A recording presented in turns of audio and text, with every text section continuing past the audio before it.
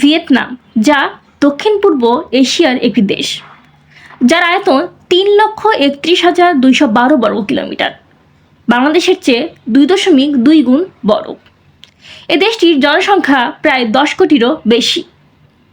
এই দেশটি মূলত রপ্তানির জন্য, যেমন সামুদ্রিক খাবার, পোশাক, ইলেকট্রনিক পণ্য, চা, কফির জন্য পরিচিত। জানা গেছে দক্ষিণ ভিয়েতনামে একটি বিড়াল চক্র ধরা পড়েছে। কি হয়েছিল দক্ষিণ ভিয়েতনামে? জানা গেছে বিড়াল চক্রটি 9 সদস্য বিশিষ্ট, যা বিড়াল পাচার এবং জবাই করে মাংসের জন্য তারা ব্যবহার করত।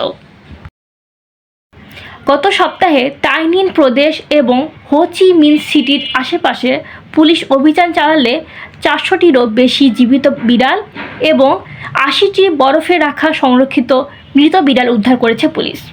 এছাড়াও অন্য জায়গা থেকে 21টির মতো বিড়াল উদ্ধার করেছে পুলিশ।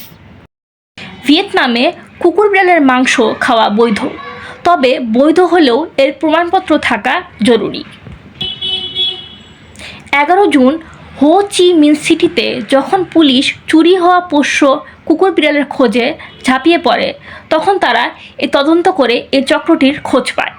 উদ্ধারকৃত প্রাণীদের খাবার এবং অন্যান্য সামগ্রী সরবরাহ করছে এই সংস্থাটি। এর পাশাপাশি পুলিশ যাদের পোষ্য কুকুর বিড়াল হারিয়ে গেছে তাদেরকে এগিয়ে আসতে বলছে। প্রাণীদের জন্য মানবিক বিশ্ব সংস্থার তথ্য অনুযায়ী প্রতি বছর এই দেশে 50 লাখ কুকুর এবং 10 লাখ বিড়াল চুরি করা হয় মাংসের জন্য।